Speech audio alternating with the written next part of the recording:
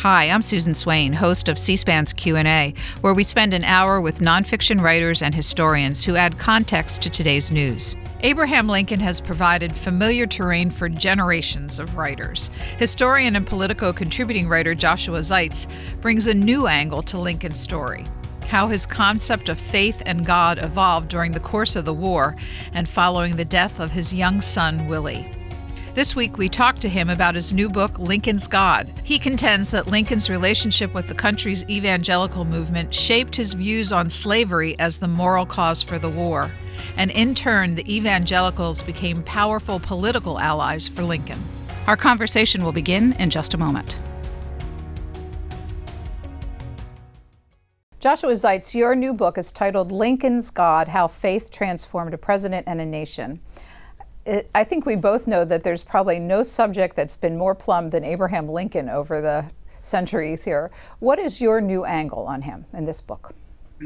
I wanted to look at Lincoln and his spiritual journey throughout the 1800s, from the 1820s, 30s through the Civil War, and use that as a way to explore the importance and centrality of religion to the way that Americans, particularly Northerners, perceived the Civil War, understood their role in that war, and made sense of all of the disruption and the carnage and the social change that occurred in that period. And you know, Lincoln, to your point, has been well plumbed.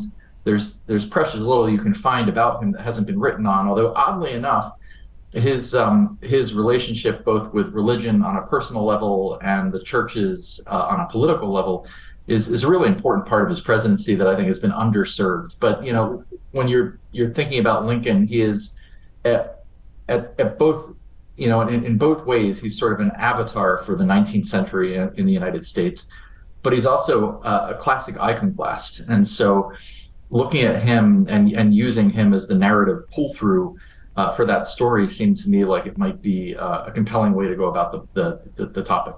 Do you contend that Lincoln's spirituality is important to the course of American history? Yeah, I think that, you know, Lincoln comes into the presidency as a pretty fervent non-believer, and in his last days, he's something of a believer, although again, in a way that's fairly iconoclastic. And I think that to understand his, two things: to understand his personal tolerance for the disruption, the pain, the violence that he had to oversee as president, understanding his spiritual journey is helpful and important, but also to understand how Lincoln pulled the North along, got people to at first support the war for Union, and then reconceptualize the war as a war to abolish slavery. Religion is central to that because the churches played a huge role in that. People understood that transition through a religious lens, and he proved really deft at marshaling support for the evolving war effort by appealing to churches, by appealing to people's individual spirituality. And so I think that's an important part of that story.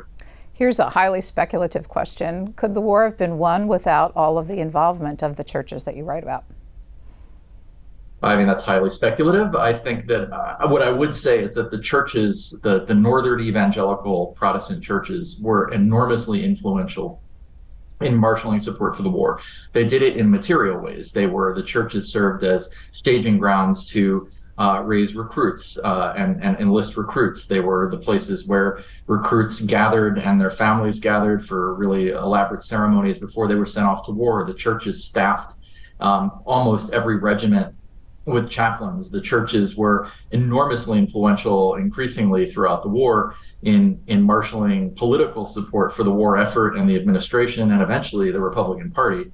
And the churches also, you know, every Sunday, ministers helped to frame the war and help people make sense of it, make sense of the sacrifices that they were being asked to make.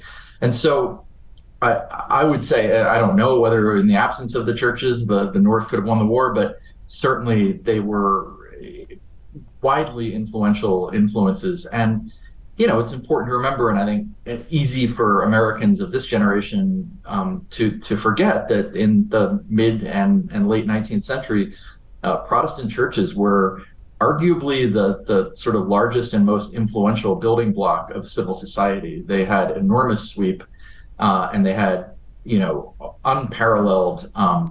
They had unparalleled influence, and so the fact that they engaged fully to support that war effort was meaningful. And how important were the churches to Lincoln's reelection in 1864? It's one of the most interesting parts of the book, from my perspective, having researched it, is that, in the early and mid 19th century, the churches were enormously influential, but there was a broad understanding that there should be a line between the secular and the sacred, between the churches and state. And so churches, by and large, steered clear of politics. That changed gradually over the course of the war. In the early 1860s, 1861, 1862, the churches are, as you would expect, they're involving themselves on behalf of the country's war effort. They want to be patriotic. They want to frame the war as an important mission to save democratic society. And there had always been this millennial strain in evangelical Protestantism that viewed America as, the new Canaan. And so if you're going to protect, God's, new Canaan, you have to support the war effort. And so, but what's fascinating is that by 1863, 1864, the facts on the ground caused the churches to become entirely more political, because as the Democratic Party, the opposition party, splintered, and you had a kind of so-called war Democrats who supported the administration's war policies, although they were tepid on abolition. But then you had a very large contingent of the Democratic Party, the so-called peace Democrats or Copperheads, who wanted to essentially let the South go its own way or admit the South back with slavery intact. It became very difficult for church leaders to say you could be a good Democrat, be a good Christian, particularly as abolition became a war aim and the churches lined up squarely in favor of it. And so by 1864, the churches actually are quite political, and you have prominent lay and religious leaders actively campaigning for the Republican ticket and for Lincoln's reelection. You have ministers and lay leaders, individual churches, and Presbyterian synods, and Methodist circuits and Baptist associations openly endorsing the Republican ticket, telling people to be a good Christian, you have to vote Republican. So the church has become extremely mobilized on behalf of the Republican Party in '64. Now, could Lincoln have won without their support? Who knows? But he did win with their active and enthusiastic support. You earlier, penned a biography of Lincoln's two top aides, Nicolay and Hay. I'm wondering whether or not that set the seeds for this book. Did they provide enough information on this topic of Lincoln's spirituality to have you investigate further? No, very little. John Hay was a sort of irreverent character. I mean, I think he probably went through the motions of pretending to be a pretty good Christian, but I see very little in his, I've read a lot of I've read most of his papers. I don't see much in there to suggest that he was particularly devout. And I think Nicolay, the same. If they were privately so. It wasn't something that was effusive for them. So they didn't leave much record on this, which is interesting. Nicolay later felt that people had exaggerated Lincoln's, personal evolution, spiritual evolution. And I think it's one of those rare moments where Nicolay probably got it wrong. But it strikes me, and it's speculative, but it's probably not something that they discussed at length with him. The most interesting document in some ways that gives you insight into Lincoln's personal religious evolution was this scrap of paper he wrote, kind of 2 or 3 paragraphs. They later called it Meditations on the Divine Will, in which it's almost, he didn't keep a diary, but it's almost as though it were a lone diary entry. And it was written in 1862, and he's writing to himself and grappling with the question of what God's will was and what God expected of him.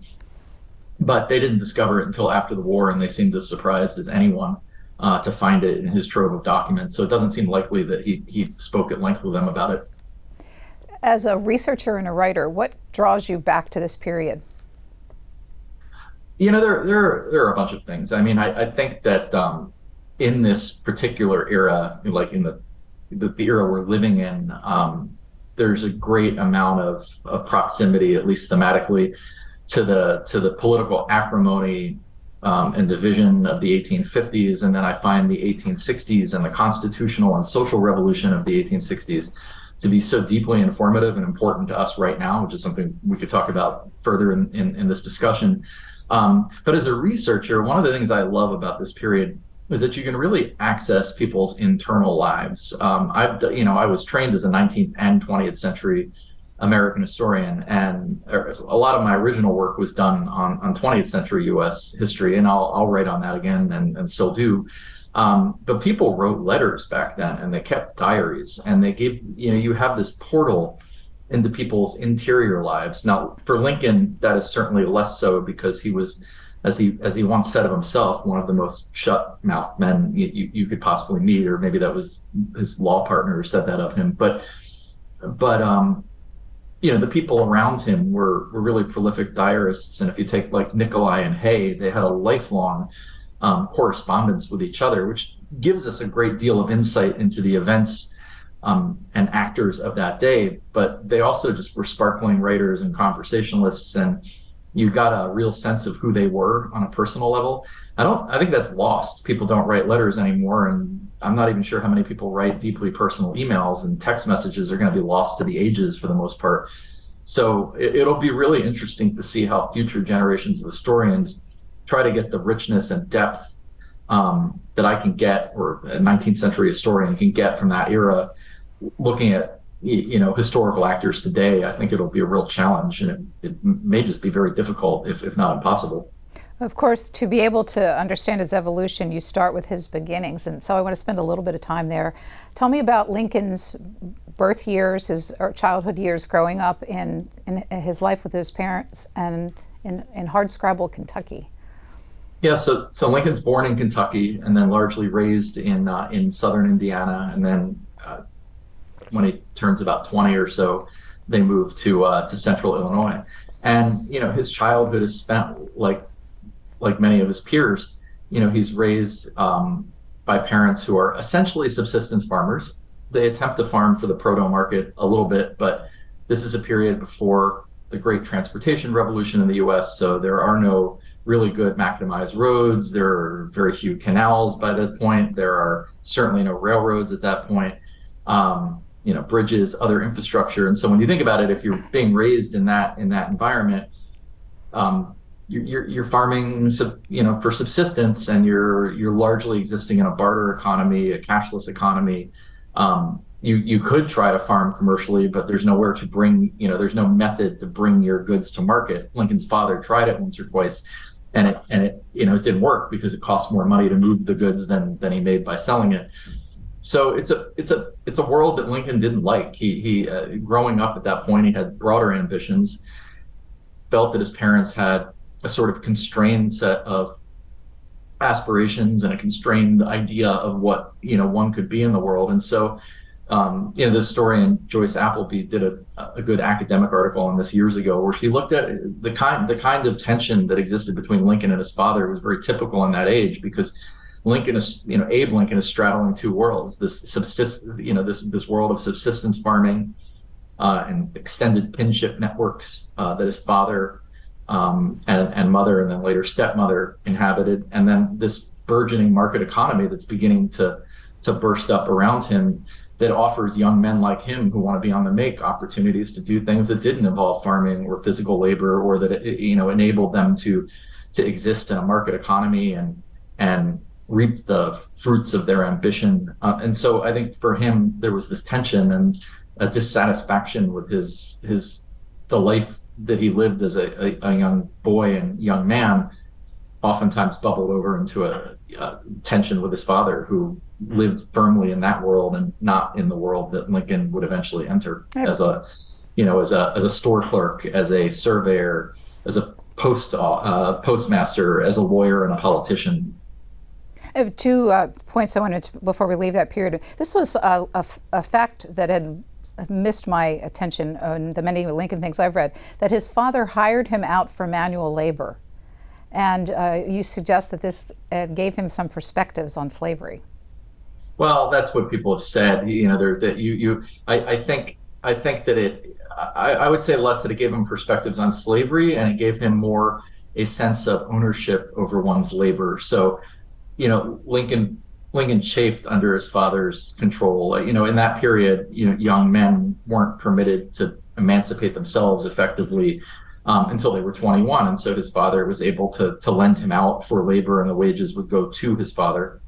And Lincoln found it unjust. There was somebody later said that Lincoln said, or somebody later remembered, and I don't frankly think there's any evidence of it, but that Lincoln said, I'm paraphrasing, but I know what it's like to be a slave because I was a slave for my father. I don't think he said it, but I think that if you look at the way in which he developed his anti-slavery convictions, they were far more rooted in kind of ideas of natural law and free labor and a free labor market than they were in any religious sensibility in the 1840s and 50s.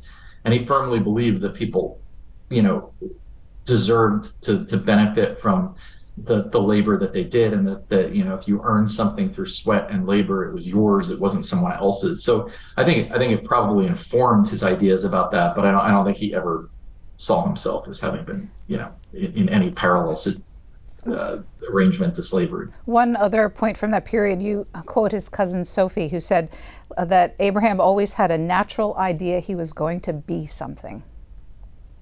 Yeah, he was ambitious from the start. He was a young man from really constrained circumstances who felt, according to Sophie, and you have to allow for the fact that people's memories were colored after the fact, but it was very clear that he had a burning ambition really young, and that is part of what I think caused him to butt up against his parents. And to that point, his parents were very devout Baptist, hard-shell Baptist or anti-mission Baptist, so they were sort of non-evangelical. They were more predestinarian in their belief set. They were more kind of traditional Calvinists. And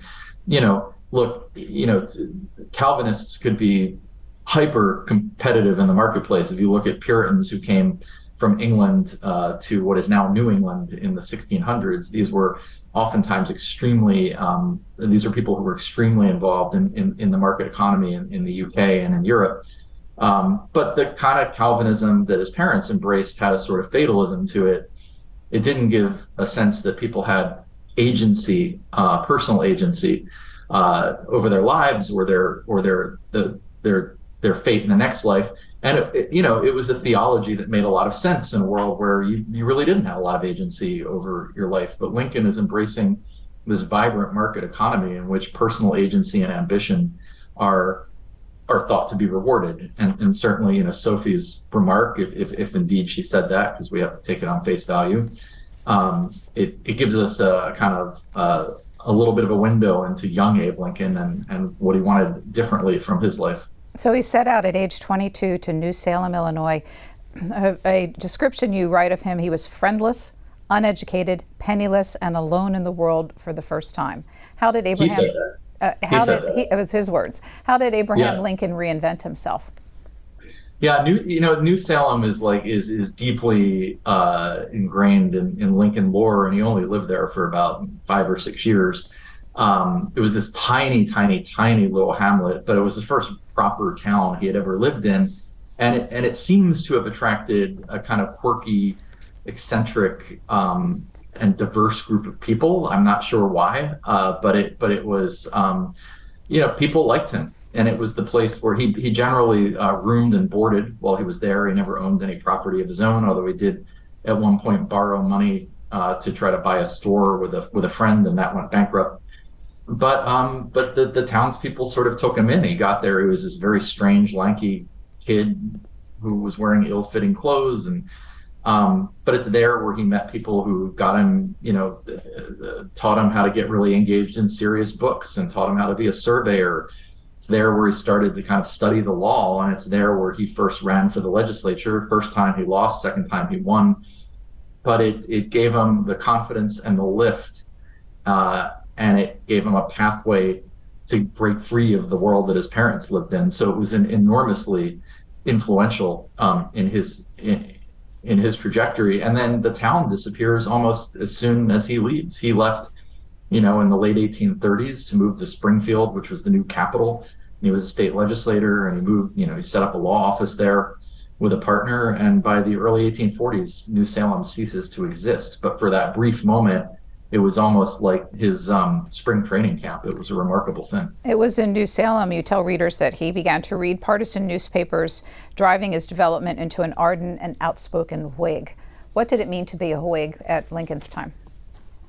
Well, the Whig Party was this sort of like big coalition that originally formed primarily in opposition to Andrew Jackson's presidency, and they were sort of appalled by the militarism of it, the treatment of Native Americans, the expansionist aspirations of the Democratic Party, and they were mostly, they called themselves the Whigs, fashioned after the English Whig opposition party, because they really, in the same way that English Whigs were effectively opposed to the overexercise of royal and executive authority, they also viewed Andrew Jackson as somebody who was far outreaching or overreaching the constitutional scope of his authority. But there was a coherence to what they liked. The historians used to say Democrats wanted to expand the United States over space, meaning they wanted to take the U.S. from the East Coast all the way to the West Coast and all the way down to Mexico, whereas Whigs wanted to expand it over time. And what they meant by that is that Whigs really believed in investing in material progress. So they were big supporters of what was then called internal improvements, which today we would call infrastructure. So it was infrastructure week for the Whigs. Every week they liked to build roads and railroads and bridges. They liked to open up new markets and create opportunities for people to participate in a market economy. They were fervent supporters of nascent public education and just education in general. They believed that America was in a state of forward social progress. And they tended, although there was at that point no clean division religiously in political life, that they were sort of called the Christian Party, or fashioned themselves as the Christian Party, because they tended to be heavily engaged in social reform movements, everything from, again, public education to temperance to Sabbatarianism in some cases. And they supported an active role for Protestant religion in public life, in as much as it informed morality and priorities. So it was, for somebody like Lincoln, who wanted to make this transition from a subsistence world, of subsistence farming, to becoming a white-collar professional, as we might call it today, in a new market economy, it made a lot of sense for him to gravitate to that. And he was an ardent Whig. He was a Whig till the end, and in fact, he was pretty late in acknowledging that the Whig Party had died by 1854. He was late in becoming a Republican, relatively speaking. While Lincoln is developing, there is a great religious revival sweeping the country. We now call it the Second Great Awakening. Tell me about the brand of Christianity that was becoming so popular and why it was becoming so popular. So it's hard to generalize, and one shouldn't, but if we're going to, so we will. The Second Great Awakening draws millions of Americans, North and South, to either new churches or older churches that are kind of reinventing themselves. And there are a couple of broadly speaking, a couple of strains to this. These churches tend to emphasize the agency of the individual in deciding to become a Christian, accept Christ into his or her life, and secure salvation in the next world, which is quite a bit different from the Calvinism that many Northerners that had grown up with, or that somebody like Lincoln had grown up with, where there was a real predestinarian type of strain to those churches, particularly Presbyterian, Baptist, and Congregationalist churches. So that changes, and people come to believe that they have a great deal of personal agency in securing their own salvation and election. I think second, there's a feeling that one can have a really personal relationship with Christ. I'm Jewish, so I'm speaking in fairly broad terms, and I always preface by saying that I think a lot of my Christian friends and Christian readers probably have a stronger grasp on how to explain this, but I think than I do intuitively. But there was a sense, particularly among say old school Presbyterians or Calvinists within the Baptist and Presbyterian movements, that God was a sort of distant and unknowable God. For evangelicals, there was a personal relationship with Christ that was deeply felt. And I think the third thing is it's a hyper democratic type of movement. And I mean that in a couple of ways. So remember that this is all happening as the country is also transitioning from being fairly elite-led, an elite-led republic, basically, in the 1780s and 90s, to a hyper-democratic society by the 1820s and 30s, both on an economic and politics small p level. And just as you're getting a heightened competition between political parties, which didn't exist in the 1790s in any real fashion, you're also getting competition between these new rising denominations. And so the Baptists, Methodists, New School Presbyterians, Disciples of Christ, and tons of other offshoot denominations, and even denominations within denominations, or movements within denominations, so different movements within the Baptist and Presbyterian churches, they're competing to fill pews. They are trying to capture this incredible religious sensibility. They're staging revivals and prayer meetings and trying to draw people to their own churches.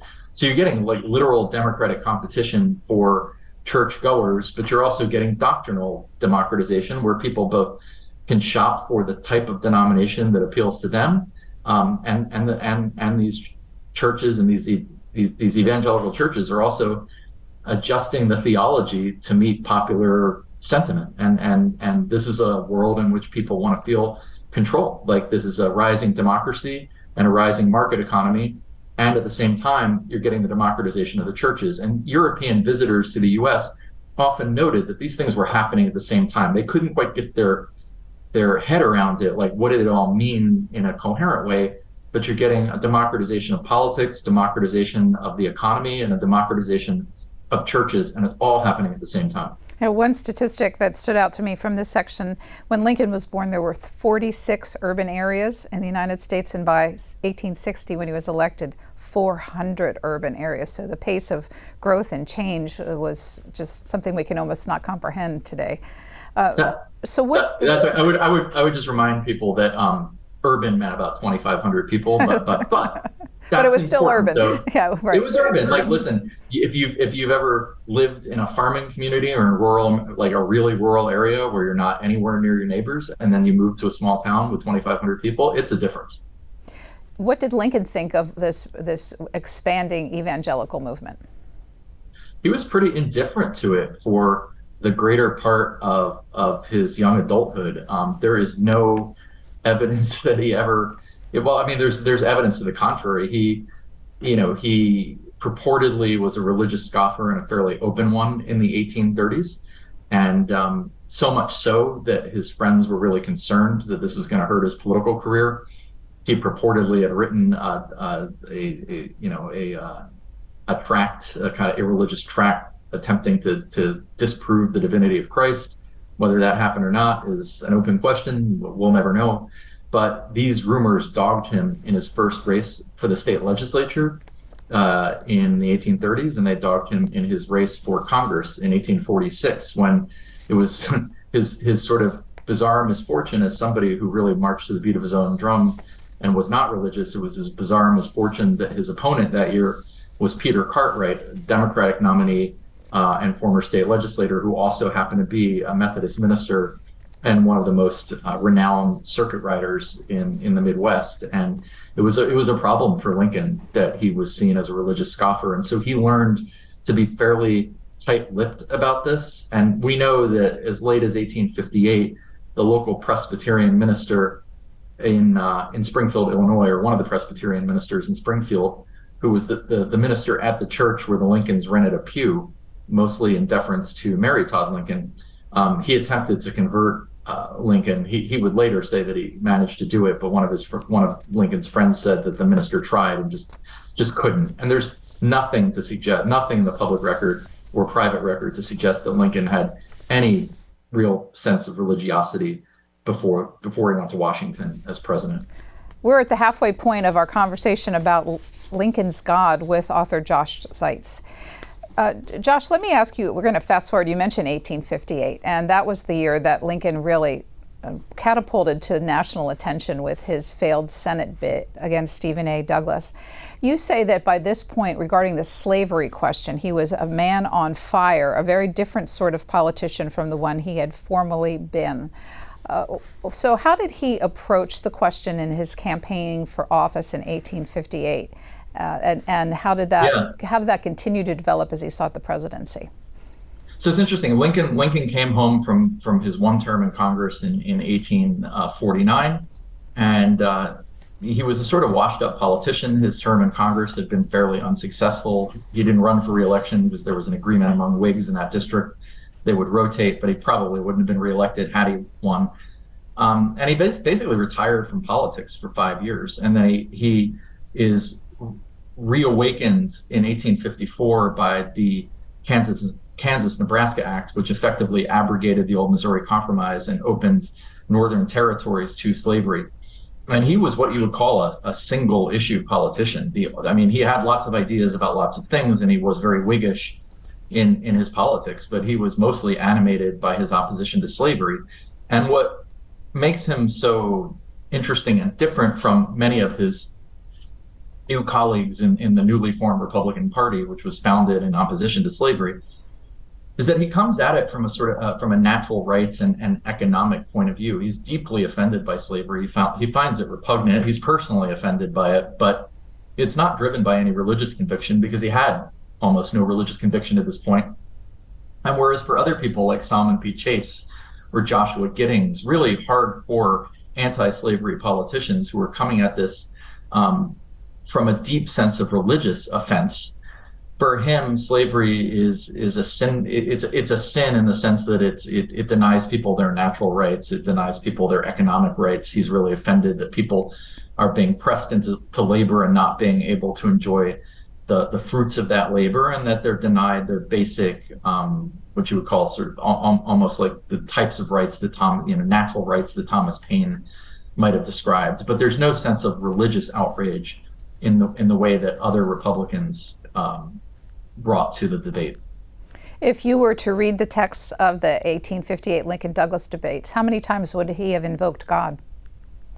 2 or 3 times, 4 or 5 times, and he's not really invoking God. In a couple places, he talks about the way in which the slavery issue has rent the churches in two, because the major Protestant denominations, Baptists, Presbyterians, and Methodists, had broke into southern and northern branches in the 1840s. And so he talks about the way in which slavery is degrading all institutions, including religious institutions.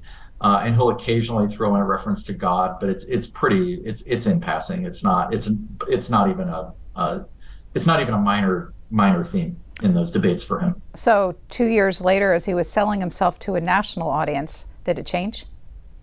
It starts to change. Not during the campaign, and there was an unspoken rule which Stephen Douglas actually violated, because he and Douglas found themselves running against each other for president in 1860 again. But other than Stephen Douglas, most candidates then viewed it as not the done thing to campaign once they had been nominated. So Lincoln didn't say anything publicly during the campaign. But there's this period, about 10 or 12 days or so, after he leaves Springfield en route to D.C. to assume the presidency in February, March of 1861, he stops and gives speeches in quite a few northern cities and towns. Some were more formal than others, but you see references to the Almighty creeping into these speeches, and references to sort of divine will and what's expected of him and the nation in this moment, of real tension. And there's the famous speech he gives before boarding the train in Springfield to his neighbors, where it's a farewell, and that one has some fairly religious overtones, and it's really sentimental, because he viewed Sangamon County as the place that had really made him who he was, and he was bidding farewell to these people. But you begin to see it then, and we can't really tell whether that was meant as a nod to people's religious sensibilities, or whether it was a feeling that was swelling up in him. It's hard to say, but it's really the first moment when you see him start to invoke religious language and themes in his public speeches. So he's elected, the southern states secede, the first shots are fired at Fort Sumter, and the Civil War is on for the rest of his presidency. You say that the war became a real turning point for the churches themselves. It opened the door to reformation of the American experiment. What are you telling us there? Yeah, the churches, the evangelical Protestant churches had always, or have for quite some time, for decades, had viewed, I think I said this, America as sort of God's new Canaan, and they viewed it as their mission to help kind of establish 1,000 years of peace that would precede Christ's second coming. Some people probably thought this was a literal mission, and others probably thought that it was more metaphorical, but they believed that they had a role to play in fulfilling that providential destiny and mission for the United States. And the war both offends that mission because they view secession as being, a slap in the face to that providential mission, but they also come to view it as a opportunity to cleanse the country of some of its original sins. And obviously the one that they focus on intently is slavery. And so while the churches themselves had been in tension over slavery before the war, although it became easier for them to be more pronounced in their anti-slavery view after the Southern churches split off because they no longer had to accommodate their Southern churchgoers, co-religionists. The war itself really catalyzes a movement within the major evangelical churches to embrace emancipation as an aim and outcome of the war, and the churches kind of get there way sooner than they get there sooner than the politicians, and then they try to push the politicians in that direction. And their congregants. I mean, church leaders were particularly outspoken, but increasingly church laity also comes to embrace it. Now, it creates a fair amount of tension, particularly in the lower Midwest, where there were a lot of churchgoers who had deep kinship ties and personal and business ties to the South. And so while they might be ardent Unionists, many of them deeply resented the idea that they were fighting a war to emancipate slaves, and they deeply resented the fact that their ministers and lay leaders were framing the war as an emancipation war. But it's pretty clear that they were, while a very vocal and probably not insignificant minority, they were a minority.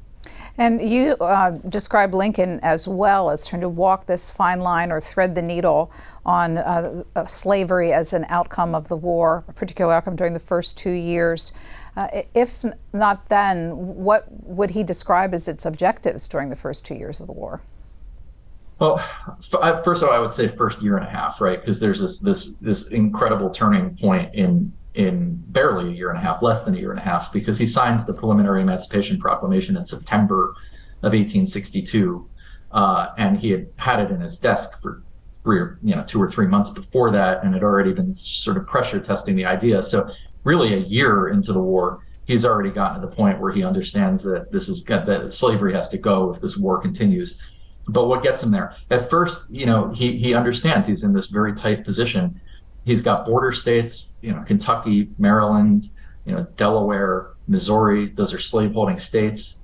It's very tentative. But it's really tentative that they stayed in the Union. He had to do some pretty extra legal things to keep Maryland in the Union. Kentucky was sort of, for the first part of the war, he kind of had to leave it alone and not even try to put federal troops there or impose any sort of federal presence there. So he's desperately invested in making sure that those 4 states don't secede. And it would have been consequential because they had more industrial and economic capacity than some of the states in the Deep South that had left. So he's got to do that. He's got to keep Democrats in the North who are fairly pro-slavery, but pro-union as well. He's got to keep them invested in the war effort. And so he can't move too far. But on the other hand, the base of his own party and then the churches are moving rapidly in the direction of wanting to make emancipation a war aim. And so his first measure to sort of move this along, and really like events moved faster than he did, and in some ways they had to. But he frames the Emancipation Proclamation as a sort of war measure, right? It does fundamentally change what the outcome of the war will be if the North wins, but he frames it as something that the North can and should do, and that he has authority to do in furtherance of prosecuting the war, because slaves constitute or enslaved people constitute a vital economic and military resource to the South. And so his point is, I can free them if I need to do so to win the war. But that's a position that quickly evolves in 1863. And by mid-1863, he's describing this as an emancipation war, and it's not just a necessity; it's a matter of justice in a sense. The date, February 20th, 1862, was a turning point, you write about, for Abraham Lincoln. What happened on that day? Well, his son Willie died. Willie was there. They had three sons at that point. One son had died as a really young boy back in Springfield. Willie got sick. He got typhoid, and he passed away in the White House.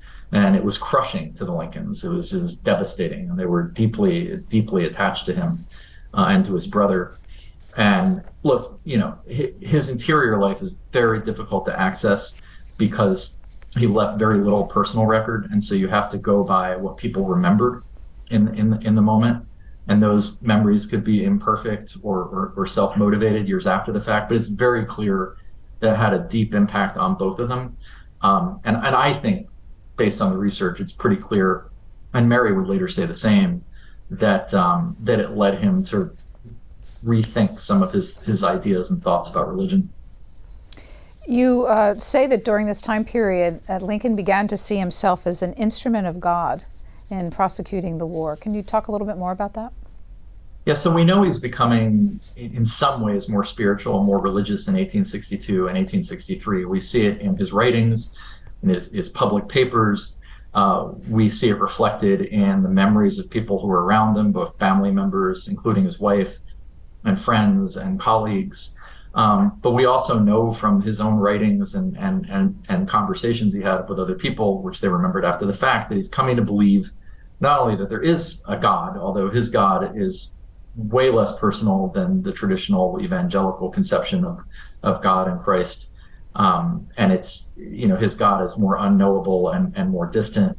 But he comes to believe that this whole war has been preordained, which was not an uncommon position. Many of the church leaders and religious leaders felt that this was a divinely inspired and ordained war.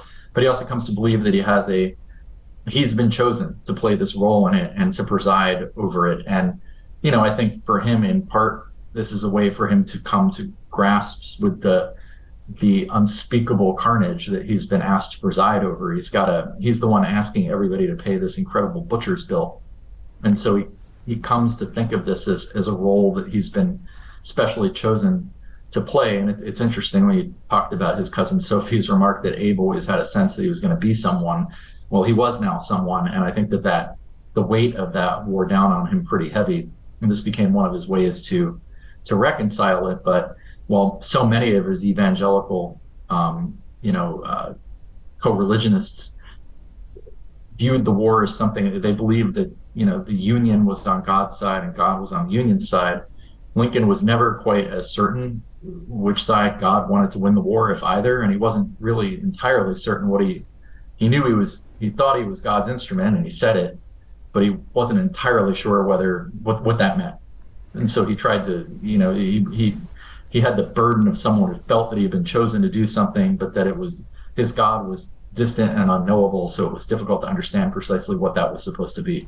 An interesting sidebar history to the story of Lincoln and to the growing political potency of the evangelical churches are the soldiers themselves. In a chapter called The Soldiers' War, you talk about the increasing religiosity of the 2 million Union troops who fought during the war. What was happening with the troops? This is happening north and south, by the way. This book is looking at the north, but it's happening on both sides. And you're seeing, a massive upswing in religious revivals and tent meetings and worship meetings. You're seeing soldiers who had previously not felt themselves converting and, pledging themselves to Christ. So you unsurprisingly find that many soldiers are gravitating to Christianity in this period. Now, not to overstate the point, there were plenty of people as well who remained skeptics. Oliver Wendell Holmes Jr., who was almost killed 4 times in battle. He would later become the Supreme Court justice, but he was a lifelong skeptic, and he was dying at Antietam. He obviously lived, but he thought he was dying, and he was. And he said, after the fact that he thought for a hot second about converting and accepting Christ, and then he realized that would be the height of hypocrisy because it wasn't even deeply felt. So not everyone, but for many soldiers, religion becomes not just a cause of comfort, but like the prism through which they understand this war and their role in it. For viewers who enjoyed Ken Burns's series, The Civil War, which is a bit dated now, but a lot of people grew up on it. One of the pull-through voices there is Elijah Hunt Rhodes, who was a soldier, a deeply pious soldier from Rhode Island, and his diary is famous. And one of the last lines in his diary says, and again, I'm paraphrasing, but it basically says, I thank God that I was able to, fight this war, help save my country, and help free the slaves. And for him, it was all sort of a piece, right? There was a religious mission here to save the Union and eradicate slavery. So advancing to the 1864 election, in which the troops overwhelmingly supported Lincoln, he faced General George McClellan, whom he had fired in the early days of the war. You described that election as the most vicious and racially charged election in American history. What was it being fought over by that point? I mean, the Democratic Party at that point, for the Democratic Party, the war had been fought it was trying to do this in a politic way. At that point, the country was deeply divided. The North was deeply divided, but more like on a 60-40 basis. Democrats, either, if you were a peace Democrat or a Copperhead, you wanted to end this war, sue for peace, either let the South go its own way with its slaves intact or come back with slavery intact. And even many war Democrats deeply resented the fact that the war had been refashioned into a war for emancipation rather than a war to save the Union. And it was a deeply racist campaign. The campaign that the Democrats ran against Abraham Lincoln was probably, with maybe the possible exception of 1868, but it was probably the most racially vicious campaign ever waged for the presidency in the U.S. Imagine George Wallace to the 100th degree. It was that bad. And Lincoln would later note to John Hay, his aide, that it was a really weird thing that, he regarded himself as a pretty easygoing and mellow guy. And he said it's a sort of singular thing that despite that, the fact that I'm not a particularly controversial person or that I don't court controversy or acrimony, that every campaign I've been involved in, except for my first election to Congress, has been marked by this kind of real acid tone and viciousness. And I think he really disliked it. By this point in time, the growth of the churches, their increasing politicization, we talked a little bit about this, but was the 1864 election very much involved religion in the country as well? Yeah, absolutely. Lincoln was very astute. I think that his spiritual journey is heartfelt, and although he does not by any means sort of become a standard evangelical Christian, there's a deep felt sense of spirituality to him by 1864, but he is also astutely and avidly courting the support of church leaders, lay and religious, and church organizations and bodies. He really is the first president ever to court the evangelical vote, and he's doing it because he understands the power of those churches and those church leaders. He understands the influence that they wield, and it pays dividends because the churches, by and large, the Protestant churches, fell behind the Republican Party in 1864 in a way they had never done before. And it sounds great, right? And you can sort of get behind that in the sense that, they want to win this war and eradicate slavery. But it also sets what some people today might regard as a sort of uncomfortable and maybe even inappropriate precedent, because you had church leaders on the stump, for Lincoln in 1864. Matthew Simpson, one of the really important bishops in the Methodist Episcopalian Church, one of the so-called war bishops in the Methodist Church, he gives this huge, rousing speech on the eve of the campaign or on the eve of the election in New York. It's a sermon, but he calls it the war sermon, and he waves a bloody flag and openly calls on his congregants to vote for the rail splitter president. This is the first time in American history when church leaders actively involved themselves on behalf of one political party and one candidate, and it had never happened before. His second inaugural, one of perhaps the most quoted pieces of political rhetoric, March 4th, 1865. What's your interpretation of those 701 words? It's a fascinating document. It's the second or third shortest inaugural address that any president then or since has given. Frederick Douglass, who was in the crowd that day in the audience, said that it sounded more like a sermon than a state paper. And it's deeply religious. He's invoking religious themes. He's quoting directly from the Bible. He's paraphrasing from the Bible. He's adopting the sounds and cadences of the King James Bible that was then widely in use, which sounded very Elizabethan and Shakespearean because it was of the same era.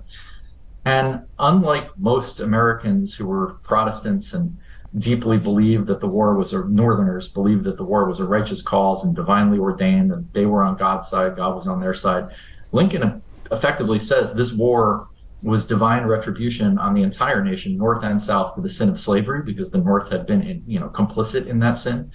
And he said that it was really unclear what God willed, but that, we remember that speech for the sort of uplifting part where he talks about, what reunification could mean after the war was over and binding up the nation's wounds.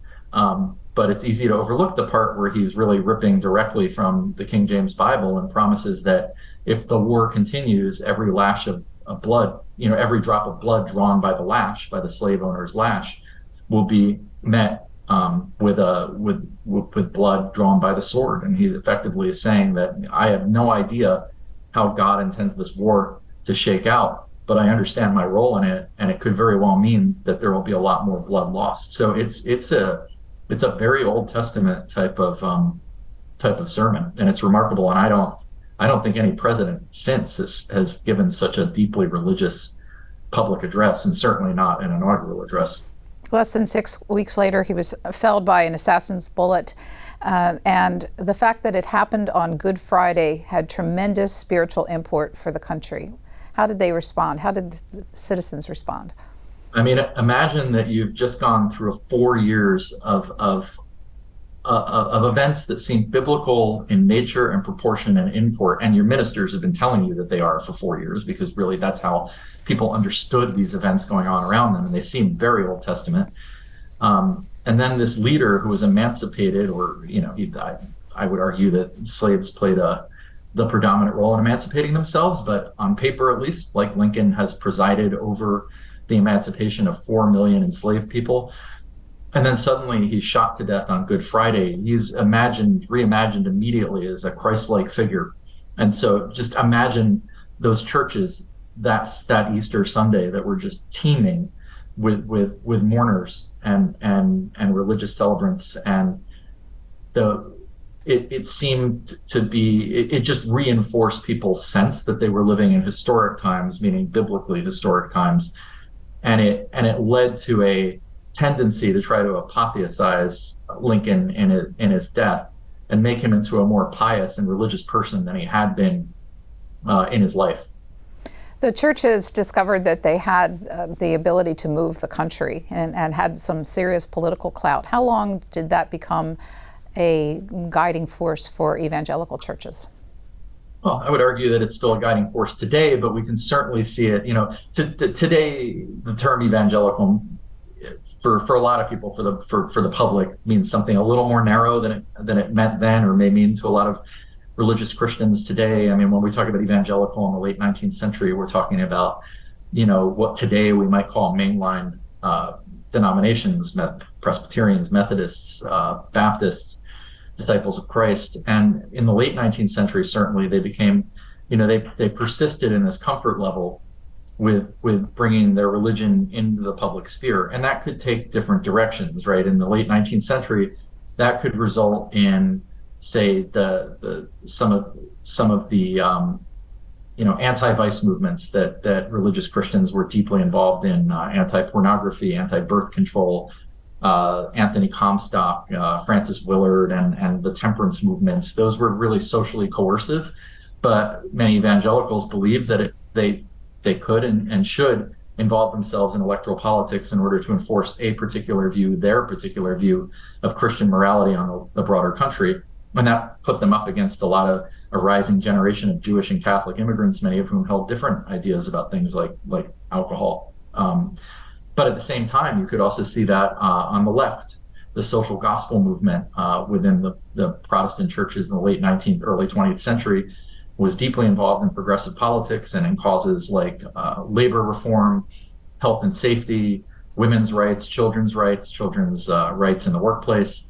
And so you could see Christians both on the left and right way more comfortable by the late 19th century involving themselves in electoral politics as Christians on behalf of their churches than would have been the case before the war. And I'd argue that's an enduring legacy of the way that the war impacted the churches. One thing that I try to talk about in this book is that, Christianity and religion generally was a real important prism and framework that people applied in understanding the war, making sense of it, and trying to reconcile themselves to the cost they had to pay during it.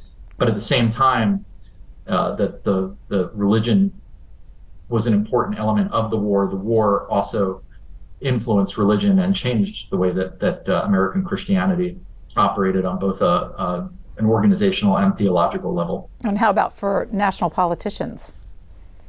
Well, you never again could ignore the churches. I mean, this became, I think that there was a recognition, after the Civil War, that the churches themselves were powerful institutions that did not exist apart from politics, and that you had to regard them as an important constituency that you courted and whose concerns you took seriously, which obviously persists today.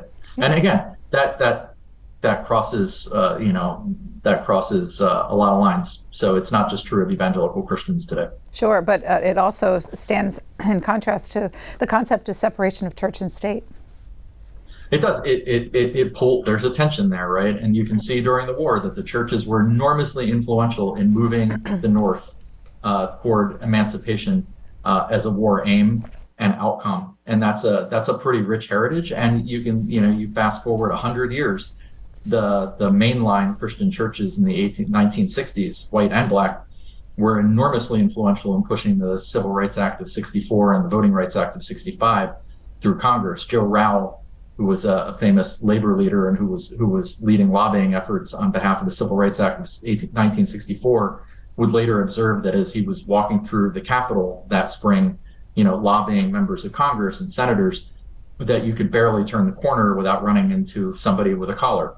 So the churches, there's a tension, right? Like it can be a pretty righteous thing when the churches involve themselves in politics on behalf of a cause that people can broadly support or get behind. But then it can also have the opposite effect, where it breaks through that line in ways that should cause people discomfort. So how to get that balance right is the eternal question. So last question, and we only have about a minute left. You are comfortable declaring, even though he never became a churchgoer, Abraham Lincoln was the nation's first evangelical president? I don't think he was ever evangelical in his personal belief. I think he was probably, if anything, closer to being a Unitarian. But I use the phrase sort of in a broader sense, in that I think he was the first president to channel the enthusiasm and the influence of the evangelical churches to fold the language that evangelicals used and the framework by which they understood the world into his public speeches and proclamations, to meet them where they were and to help them use their faith to understand what the nation needed of them. So in that sense, I think he was, he did what he did 150 years before George W. Bush arguably became the first president, to do it in a way that also resonated with him personally. I don't think he was ever personally an evangelical Christian, but I think that he understood the power of evangelical Protestantism as a motivating force, as a way for people to make order of the world, and he leaned in heavily on it. And I'm sure all of this study informs your coverage of politics today as well. It's hard not to see the parallels today. Well, that's it for our time. Josh Zeitz is the author of a new book about Abraham Lincoln called Lincoln's God: How Faith Transformed a President and a Nation. Thanks so much for spending an hour with C-SPAN. Hey, thank you. It was a great pleasure. Thanks for listening to C-SPAN's Q&A. Remember, if you subscribe to this podcast, you'll never miss an episode. And I'd really like to hear from you about our interviews. You can email me at podcast, that's podcast with an S, at c-span.org. Your feedback is welcome.